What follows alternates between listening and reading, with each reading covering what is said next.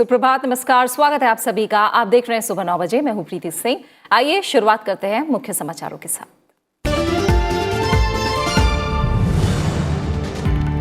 17वीं लोकसभा का पहला सत्र आज से। नवनिर्वाचित सांसदों को प्रोटेम स्पीकर दिलाएंगे सदस्यता की शपथ। 7 बार के सांसद बीजेपी के वीरेंद्र कुमार को राष्ट्रपति रामनाथ कोविंद दिलाएंगे प्रोटेम स्पीकर पद की शपथ। 26 जुलाई तक चलने वाले सत्र में 5 जुलाई को पेश होगा आम बजट।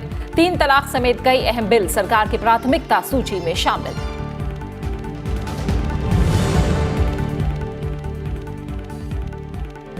संसद सत्र से पहले बैठकों का दौर। सर्वदलीय बैठक में प्रधानमंत्री की राजनीतिक दलों से संसद का कामकाज सुचारू रूप से चलाने में सहयोग की अपील। एक देश एक चुनाव समेत अहम मुद्दों पर चर्चा के लिए 19 जून को बुलाई सभी दलों के अध्यक्षों की बैठक। विपक्षी दलों ने अहम विधेयक पारित कराने में दिया सहयोग का भरोसा। बीजेपी संसदीय दल और एनडीए की बैठकों में भी संसद सत्र की रणनीति पर चर्चा।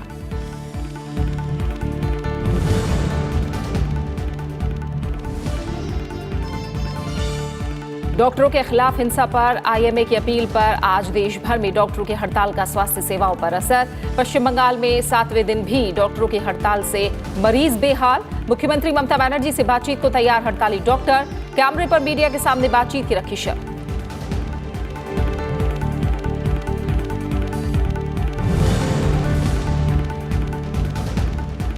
बिहार के मुजफ्फरपुर और आसपास के जिलों में दिमागी बुखार से अब तक 93 बच्चों की मौत। केंद्रीय स्वास्थ्य मंत्री हर्षवर्धन ने राज्य का दौरा कर हालात का लिया जायजा। तकनीकी और वित्तीय मदद का दिया भरोसा। राज्य के गया, औरंगाबाद, शेखपुरा और नवादा जिलों में बीते 48 घंटों में भीषण गर्मी और लू से 61 लोगों की मौत।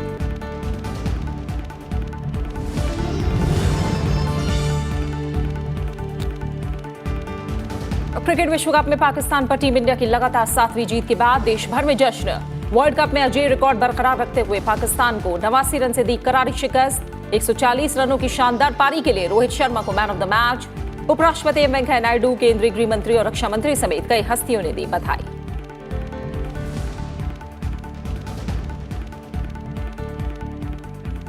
नई सरकार के गठन के बाद 17वीं लोकसभा का पहला सत्र आज से शुरू हो रहा है, जो 26 जुलाई तक चलेगा। संसद का यह सत्र 40 दिनों तक चलेगा और इसमें लोकसभा की 30 बैठकें और राज्यसभा की 27 बैठकें होंगी। 17वीं लोकसभा की पहली बैठक के मौके पर आज थोड़ी देर के लिए मौन भी रखा जाएगा। पहले दिन लोकसभा महासचिव चुनाव आयोग की तरफ से पेश 17वीं लोकसभा के लिए निर्वाचित सदस्यों के नामों की सूची सभा पटल पर रखेंगी। इसके बाद लोकसभा के नवनिर्वाचित सदस्यों को शपथ दिलाई जाएगी। साथ ही नवनिर्वाचित सदस्य नामावली में हस्ताक्षर करने के साथ ही अपना स्थान ग्रहण करेंगे। 19 जून को लोकसभा स्पीकर का चुनाव होगा। 20 जून को राष्ट्रपति रामनाथ कोविंद संसद के केंद्रीय कक्ष में दोनों सदनों के सदस्यों को संबोधित करेंगे। 26 जुलाई तक चलने वाले संसद सत्र में संयुक्त बैठक में राष्ट्रपति के अभिभाषण के साथ 20 जून से राज्यसभा की बैठकें शुरू होंगी। आर्थिक सर्वे 4 जुलाई को जारी किया जाएगा और 5 जुलाई को आम बजट पेश किया जाएगा। वित्त मंत्री निर्मला सीतारमण पहली बार आम बजट पेश करेंगी।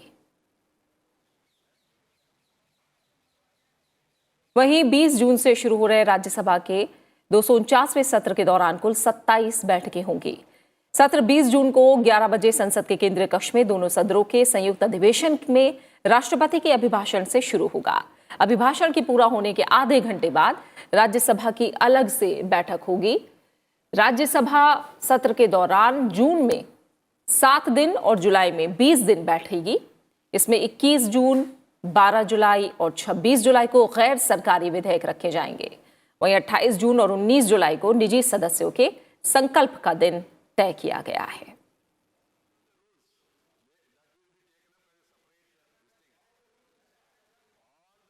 सत्रहवीं लोकसभा के लिए बीजेपी सांसद डॉक्टर वीरेंद्र कुमार को प्रोटेम स्पीकर चुना गया है। उन्हें आज राष्ट्रपति रामनाथ कोविंद शपथ दिलाएंगे और इसके बाद नए अध्यक्ष के चुनाव तक सदन की कार्यवाही को सुचारू रूप से संचालित करने की जिम्मेदारी प्रोटेम अध्यक्ष की होगी। वो नवनिर्वाचित सांसदों को सदस्यता की शपथ दिलाएंगे। 7 बार के सांसद वीरेंद्र कुमार मध्य प्रदेश के टीकमगढ़ से लोकसभा सदस्य चुने गए हैं। 27 फरवरी 1954 को जन्मे 1996 में सागर से 11वीं लोकसभा में पहली बार वो सांसद बने। तब से वीरेंद्र कुमार ने कभी भी पीछे मुड़कर नहीं देखा और 2004 तक सागर से जीते। परिसीमन के बाद उन्होंने 2009 और 2014 में टीकमगढ़ सीट से चुनाव जीता। आइए जानते हैं प्रोटेम स्पीकर के बारे में। किसी भी नई लोकसभा के गठन के बाद जब तक सदन के लिए एक स्थायी अध्यक्ष का चुनाव नहीं हो जाता, तब तक एक प्रोटेम स्पीकर यानी अस्थायी अध्यक्ष का चुनाव किया जाता है। दरअसल प्रोटेम लैटिन शब्द का प्रो टेम्पोर का संक्षिप्त रूप है, जिसका मतलब होता है कुछ समय के लिए। प्रोटेम स्पीकर चुनाव के बाद पहले सत्र में स्थायी अध्यक्ष और उपाध्यक्ष का चुनाव होने तक संसद का संचालन करते हैं। आमतौर पर सदन के वरिष्ठतम सदस्य को प्रोटेम स्पीकर चुना जाता है। प्रोटेम स्पीकर का मुख्य काम सदन के नए सदस्यों को पद की शपथ दिलाना है। वो सदन को नए अध्यक्ष का चुनाव करने में सक्षम बनाता है। एक बार जब नया अध्यक्ष चुन लिया जाता है, तब प्रोटेम स्पीकर का वजूद खत्म हो जाता है। Bureau report, Rajya Sabha TV. और आइए सत्र को लेकर बातचीत करने के लिए हम सीधा रुख करेंगे हमारे संवाददाता रविंद्र सिंह शुरान का, जो कि संसद भवन परिसर से हमारे साथ जुड़े हुए हैं। रविंद्र, नई सरकार के गठन के बाद पहला सत्र, और जाहिर तौर पर इस सत्र से तमाम उम्मीदें कि जो पिछली गलतियां हैं वो न दोहराई जाएं और ज्यादा से ज्यादा सकारात्मक दृष्टिकोण हमें देखने को मिले और ज्यादा से ज्यादा सुचारू रूप से सदन चले। किस तरह की उम्मीदें? जी प्रीति, बिल्कुल इसी नजरिए के साथ प्रधानमंत्री नरेंद्र मोदी कल सरकार ने बैठक बुलाई थी तमाम राजनीतिक दलों की, और इसके अलावा भी सरकार दोबारा से प्रधानमंत्री 19 तारीख को जिन लोकसभा के सदस्य और लोकसभा के जो पार्टियां जिनके उनके राष्ट्रीय अध्यक्षों के साथ मुलाकात करने वाले हैं, ये एक नई परंपरा है। और इस सब का मूल मकसद यही है कि किसी तरीके से सदन जो है वो सुचारू ढंग से चले। पहले जिस तरीके से हमने देखा है कि गतिरोध पैदा किया गया था विपक्ष की तरफ से, वो इस बार ना हो, इसकी पूरी कोशिश की जा रही है। आज 17वीं लोकसभा का पहला दिन है। करीब 2.5 महीने के लंबे चुनाव प्रचार के बाद और चुनाव प्रचार के बाद जब सरकार बन गई है, नई लोकसभा का गठन हो गया है, उसकी आज जो है पहली सिटिंग होगी। Protem speaker doctor Virendra Kumar, जो कि टीकमगढ़ से सांसद हैं, 7 बार के लोकसभा सदस्य हैं, वो करीब 10 बजे राष्ट्रपति भवन में प्रोटेम स्पीकर के पद की शपथ लेंगे। और उसके बाद 10:40 का उनका कार्यक्रम है कि जब वो संसद भवन के परिसर में पहुंच जाएंगे, और 11 बजे से जो शपथ विधि है वो कार्यक्रम शुरू होगा। अगर हम 2014 की बात करें तो सबसे पहले 2014 में प्रधानमंत्री नरेंद्र मोदी ने शपथ ली थी। उम्मीद की जा रही है कि पहले, क्योंकि सदन के नेता हैं तो सबसे पहले वही शपथ लेंगे। और उसके बाद पिछली बार लालकृष्ण अडवाणी, जो कि वरिष्ठ नेता थे, इस बार वो चुनाव नहीं लड़े हैं। और उसके बाद सोनिया गांधी ने शपथ ली थी। तो उम्मीद की जा रही है कि इस बार क्योंकि लालकृष्ण अडवाणी नहीं है तो सोनिया गांधी शायद नंबर 2 पर शपथ लेंगी। और उसके बाद जो डिप्टी स्पीकर का पैनल होता है, उसके कितने सदस्य होते हैं जो कि प्रोटेम स्पीकर को सहायता करेंगे, जो आज 542 तमाम सदस्य हैं उनको शपथ दिलाने में, वो लोग शपथ लेंगे, वो भी सीनियर मोस्ट मेंबर्स होते हैं। तो उम्मीद है कि के सुरेश जो है वो और भर्तृहरि मेहताब, ये दोनों डिप्टी स्पीकर के पैनल में रहेंगे और ये लोग दोनों उसके बाद शपथ लेंगे। उसके बाद काउंसिल ऑफ मिनिस्टर्स जो है वो शपथ लेती है, जिसके बाद जो तमाम राज्य हैं, जिसमें अल्फाबेटिकल ऑर्डर में अंडमान निकोबार से शुरू करके और तमाम राज्य के जो सांसद हैं वो शपथ लेंगे। तो इस तरीके से इसके अलावा जो पूरा सदन का इस बार क्योंकि बजट का सत्र है और 5 तारीख को बजट आना है, उसके एक दिन पहले इकोनॉमिक सर्वे सरकार लेके आएगी, और उसके पहले 20 तारीख को जब दोनों सदन साथ बैठेंगे तो राष्ट्रपति अपनी सरकार, जो राष्ट्रपति जो है वो इस सरकार का एक अभिभाषण के तौर पर नजरिया क्या आने वाले समय में रहने वाला है वो पेश करते हैं। और इन सब के बाद जो खास मुद्दे के खास बिल 10 ऑर्डिनेंस हैं जो कि सरकार को रखने पड़ेंगे इस बार, उनकी समय अवधि जो है वो खत्म हो रही है और उनको रखेगी, जिनमें खास सबसे जो है वो 3 तलाक का विधेयक है जिसको सरकार चाहेगी कि तमाम औपचारिकताएं जो हैं वो पूरी की जाएंगी और उसके बाद कामकाज की शुरुआत होगी। और उम्मीद करते हैं कि सर्वदलीय बैठक में जिस तरह का आश्वासन दिया जाता है उन्हें सत्र के दौरान निभाया भी जाए और गतिरोध हमें ना के बराबर और कामकाज बहुत ज्यादा देखने को मिले। तमाम उम्मीदें हैं। बहुत बहुत शुक्रिया रवींद्र इस जानकारी को फिलहाल हम तक पहुंचाने के लिए आपका। और संसद के बजट सत्र से पहले रविवार को सरकार की ओर से सर्वदलीय बैठक बुलाई गई। दोनों सदनों के नेताओं की बैठक में प्रधानमंत्री ने विपक्ष से संसद में सार्थक चर्चा के साथ जनहित के बिलों को पारित कराने में सहयोग की अपील की। साथ ही संसद में आए नए चेहरों के साथ नई सोच को भी जरूरी बताया। विपक्ष ने संरचनात्मक सहयोग के साथ देश में किसानों की स्थिति, सूखा से लेकर महिला सुरक्षा और चुनाव सुधार के मुद्दे उठाने की बात कही है। 17वीं लोकसभा के सत्र की शुरुआत से पहले सरकार की ओर से बुलाई गई बैठक में सभी दलों के प्रतिनिधि शामिल हुए। प्रधानमंत्री ने इस दौरान कहा कि वो विपक्ष की ओर से उठाए जाने वाले सभी मुद्दों पर संसद में सार्थक चर्चा का स्वागत करते हैं, लेकिन साथ ही उन्होंने ये भी कहा कि जनता की आकांक्षाओं के मुताबिक जनप्रतिनिधियों को संसद में व्यवहार करना चाहिए। प्रधानमंत्री ने नए चुनकर आए सांसदों से नए विचारों और उत्साह की उम्मीद जताई। नए चेहरे के साथ नए सोच भी आना चाहिए। ये प्रधानमंत्री का दिशा निर्देश रहा है और हम सब लोगों को विशेषतः हमारा जो पिछले टर्म में last 2 years what had happened, उसके कारण हमको आत्मनिरीक्षण करना चाहिए, क्योंकि 2 वर्ष जो चले गए वो हम वापस नहीं ला सकते हैं। प्रधानमंत्री ने इस बात पर भी चर्चा की कि बीते 2 साल में संसद का काफी वक्त अवरोध में खराब हुआ और अहम बिल पारित नहीं हो पाए। प्रधानमंत्री ने इस बार 2 नई पहल भी की हैं, जिसके तहत 19 जून को उन्होंने सभी दलों के प्रमुखों यानी अध्यक्षों को बैठक का न्योता दिया है। इस बैठक में एक देश एक चुनाव और महात्मा गांधी की 150वीं जयंती से जुड़े कार्यक्रमों को लेकर चर्चा होगी। साथ ही अगले दिन 20 जून को प्रधानमंत्री संसद के दोनों सदनों के सभी सांसदों से विभिन्न मुद्दों पर विचार विमर्श करेंगे। ये दोनों मुलाकात संसद भवन परिसर में होगी।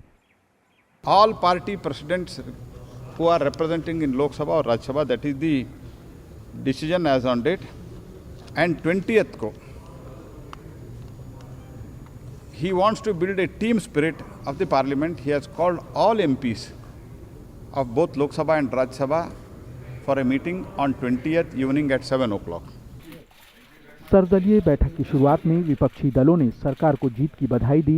विपक्ष ने जनहित के मुद्दों पर चर्चा से लेकर बिल पारित कराने में सरकार के सहयोग की बात कही है, लेकिन साथ ही किसानों से लेकर देश की मौजूदा चुनौतियों के मामलों को भी संसद में उठाने पर जोर दिया। टीएमसी ने महिला आरक्षण बिल को तत्काल पारित करने की जरूरत बताई है। हम वो तमाम कानून पास करेंगे जो लोगों के हित के लिए, जो औरतों के लिए, किसानों के लिए, मजदूरों के लिए, युवकों के लिए, विकास के लिए, इस देश के गरीब जनता के उत्थान के लिए जो भी सरकार बिल लाएगी उनको पास करेंगे।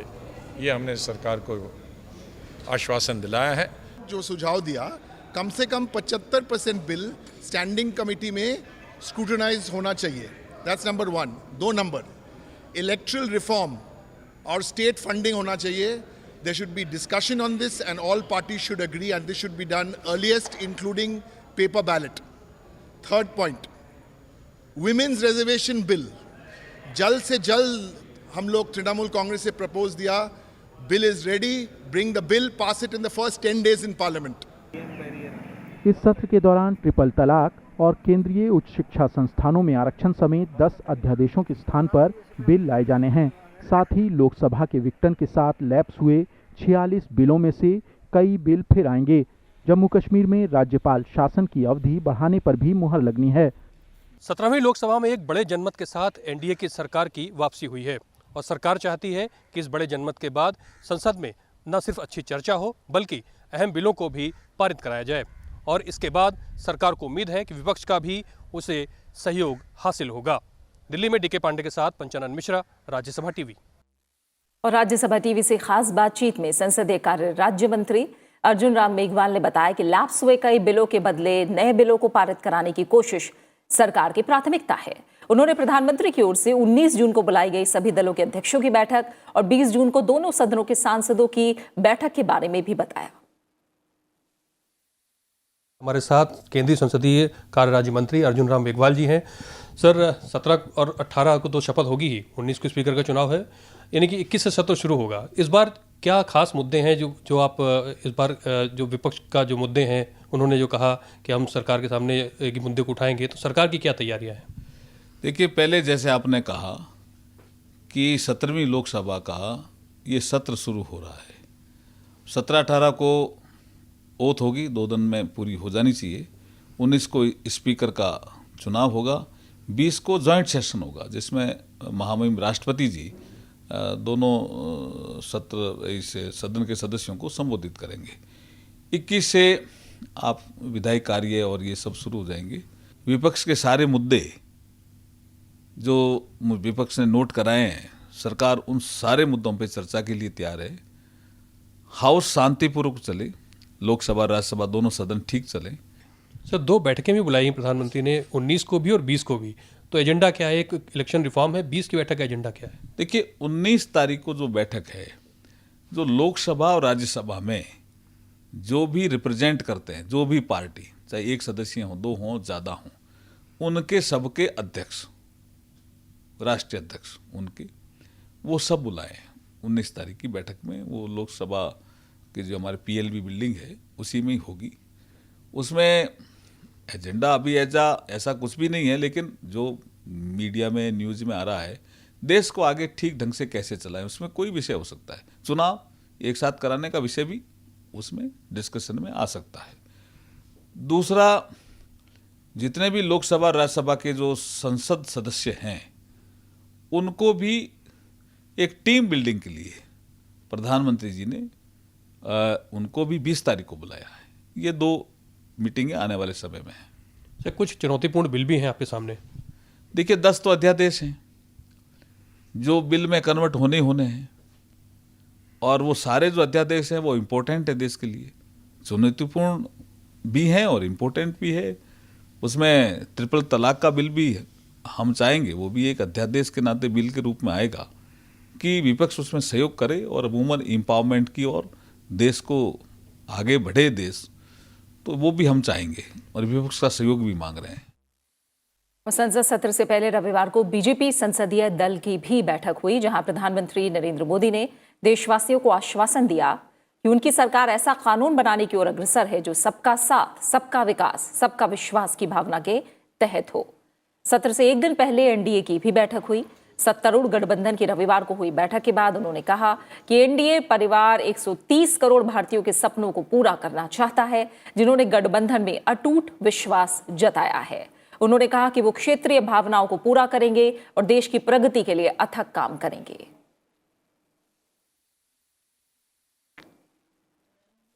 केंद्रीय स्वास्थ्य मंत्री डॉक्टर हर्षवर्धन ने राज्यसभा वेंकैया नायडू को पत्र लिखकर स्वास्थ्य कर्मियों के लिए शिक्षा और सेवाओं से संबंधित मानदंड तय करने के सिलसिले में संसदीय समिति के पुनर्गठन की मांग की है।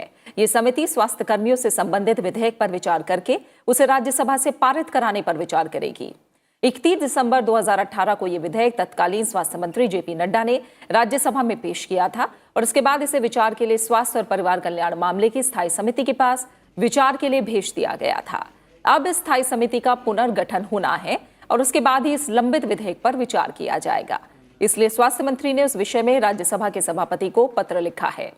विधेयक में allied and health care council गठन करने का प्रावधान है, जो राज्य स्तर पर गठित होने वाले काउंसिल के साथ मिलकर कार्य करेगा। ये काउंसिल स्वास्थ्य कर्मियों की भूमिका और उसके स्तर को निर्धारित करेगी। इससे स्वास्थ्य सेवाओं और कर्मियों को काफी लाभ होगा।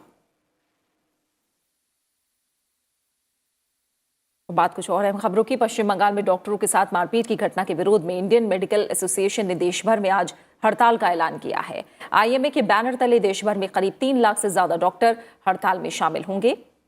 इनके साथ ही सरकारी अस्पतालों के रेजिडेंट और आयुष के डॉक्टर भी हड़ताल पर रहेंगे। इससे मरीजों को भारी परेशानियों का सामना करना पड़ सकता है।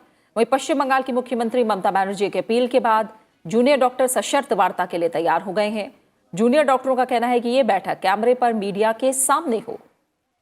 हालांकि उन्होंने जगह और समय तय करने का फैसला मुख्यमंत्री ममता बनर्जी पर छोड़ रखा है।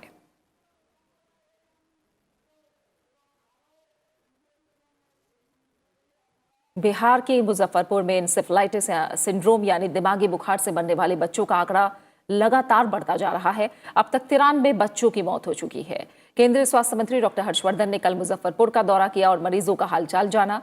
उन्होंने बिहार के मुजफ्फरपुर और आसपास के जिलों में दिमागी बुखार की स्थिति की समीक्षा की। उन्होंने केंद्रीय स्वास्थ्य राज्य मंत्री अश्विनी कुमार चौबे और बिहार के स्वास्थ्य मंत्री मंगल पांडे और केंद्र और राज्य सरकार के वरिष्ठ अधिकारियों के साथ बैठक की थी।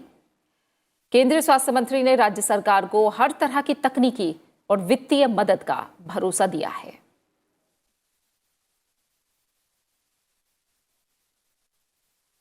वहीं दक्षिणी बिहार के 4 जिलों में भीषण गर्मी और लू का कहर जारी है। भीषण लू की चपेट में आने से गया, औरंगाबाद, शेखपुरा और नवादा जिलों में बीते 48 घंटों में 61 लोगों की मौत हो चुकी है। सबसे ज्यादा 30 मौतें औरंगाबाद जिले में हुई हैं। गया में 20 लोगों की जान गई और नवादा में 11 लोगों की मौत हो चुकी है। मुख्यमंत्री नीतीश कुमार ने लू और हीट स्ट्रोक के कारण हुई मौतों पर दुख व्यक्त किया है और मारे गए लोगों के परिजनों को 4-4 लाख रुपए की अनुग्रह राशि देने की घोषणा की है। मुख्यमंत्री ने संबंधित अधिकारियों को गर्मी से निपटने के लिए आवश्यक कदम और उपाय करने के निर्देश दिए हैं। राष्ट्रीय स्वयंसेवक संघ के तृतीय वर्ष प्रशिक्षण शिविर का समापन समारोह रविवार को नागपुर में हुआ। पिछले 25 दिन से नागपुर में शिविर चल रहा था। रविवार शाम रेशमबाग स्थित मैदान में समापन समारोह हुआ, जिसे संघ के सरसंघचालक मोहन भागवत ने संबोधित किया। इस शिविर में कुल 828 स्वयंसेवक शामिल हुए थे, जिन्होंने इस शिविर में प्रशिक्षण लिया। संघ प्रमुख ने इस दौरान कहा कि प्रत्येक चुनाव में हमारे देश की जनता अधिक सीख रही है। बड़ी सूझबूझ के साथ देश की एकता और एकात्मकता को ध्यान में रखकर हर चुनाव में समझदारी दिखा रही है। उन्होंने बंगाल की घटना पर हैरानी जताई। मोहन भागवत ने कहा कि क्या चुनाव के बाद ऐसा होता है? उन्होंने कहा कि बंगाल में जो हो रहा है ऐसा नहीं होना चाहिए।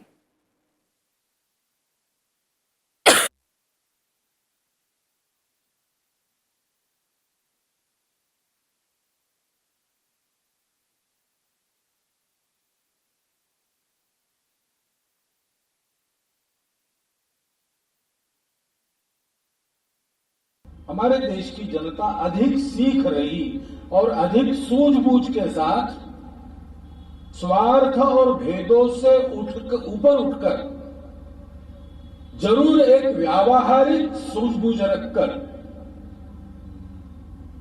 और बड़ी दृढ़ता के साथ देश की एकात्मता, अखंडता, देश का विकास और राजनीति में शासन प्रशासन के क्रियाकलापों में पारदर्शिता के तरफ अपना मत दे रही है। और अब बात क्रिकेट विश्व कप की।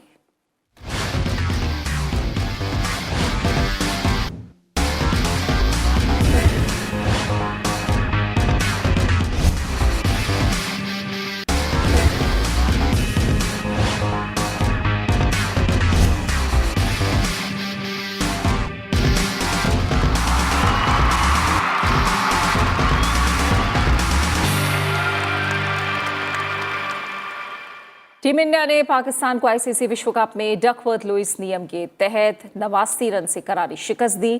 टीम इंडिया की जीत का जश्न पूरे देश में मनाया गया। वहीं टीम इंडिया की शानदार जीत के बाद देश में दिवाली वाला नजारा देखने को मिला। जीत के जश्न में एक दूसरे को मिठाइयां बांटी गई, जमकर आतिशबाजी की गई और लोग सड़कों पर झूमते नजर आए। हाथों में तिरंगा लिए हुए समर्थकों ने टीम इंडिया के समर्थन में नारेबाजी की। मैनचेस्टर के ओल्ड ट्रैफर्ड में खेले गए मुकाबले में टीम इंडिया ने अपना वर्चस्व कायम रखते हुए पाकिस्तान को विश्व कप इतिहास में 7वीं बार हराया।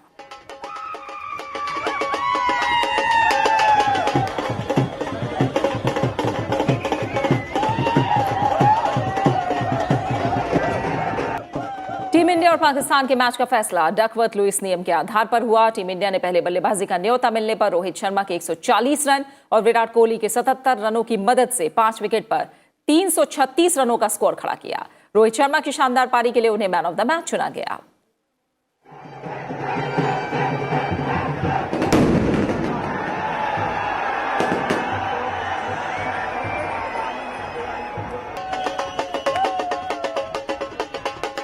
उपराष्ट्रपति एम वेंकैया नायडू ने क्रिकेट विश्व कप में पाकिस्तान के खिलाफ मैच में जीतने वाली भारतीय क्रिकेट टीम के सदस्यों को बधाई दी। उपराष्ट्रपति ने ट्वीट करके टीम इंडिया को टूर्नामेंट के भावी मैचों की सफलता के लिए भी शुभकामनाएं दी हैं।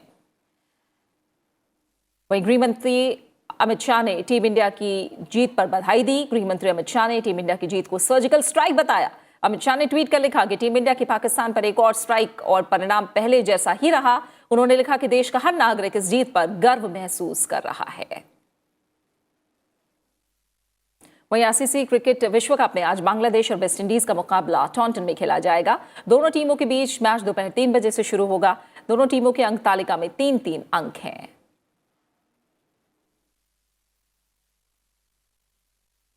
और इसी के साथ फिलहाल सुबह 9 बजे की खबरों में मेरे साथ इतना ही। प्रधानमंत्री नरेंद्र मोदी ने वीडियो जारी करके शलभासन के फायदे बताए हैं। जाते जाते आपको छोड़ जाते हैं इस वीडियो के साथ। नमस्कार। शलभासन।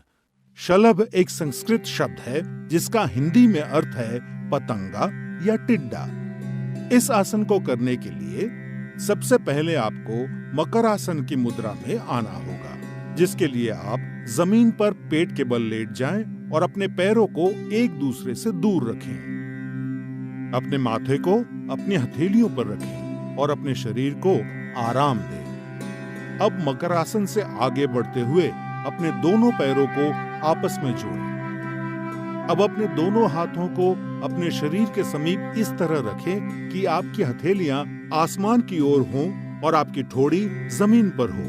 एक गहरी सांस लेते हुए सिर्फ अपने नितंब यानी कूल्हों की मांसपेशियों के सहारे अपने पैरों को जमीन से ऊपर उठाएं। आप अपने पैरों को सिर्फ उतना ही ऊपर उठाएं जितना आप बिना अपने घुटनों को मोड़े उठा सकें। आप पैरों को ऊपर उठाए रखने के लिए अपनी बाहों का सहारा ले सकते हैं, जिससे आप अपने शरीर को स्थिर रख सकें। अब इस स्थिति में सामान्य रूप से सांस लें और छोड़ें और 10 से 20 सेकंड तक आराम से रहें। यह आसन सायाटिका एवं पीठ के निचले हिस्से में हो रहे दर्द से राहत देता है। कूल्हों और गुर्दों के आसपास की मांसपेशियों को आकार देता है। इस आसन को नियमित रूप से करने पर जांघों की चर्बी घटती है और वजन कम होता है। यह आसन हमारे पेट के लिए भी लाभकारी है और पाचन क्रिया में सहायक सिद्ध होता है। गर्भवती महिलाओं, peptic ulcer, hernia, high BP और हृदय के रोगियों को यह आसन नहीं करना चाहिए। अगर आपकी पीठ के निचले हिस्से में बहुत दर्द हो तो इस आसन को सावधानी के साथ करना चाहिए। 10 से 20 सेकंड तक इस स्थिति में रहने के बाद सांस छोड़ते हुए धीरे धीरे टांगों को वापस जमीन पर ले आएं। अब मकरासन में आने के पश्चात विश्राम करें। यह आसन आपके मानसिक तनाव और थकान को भी दूर करता है।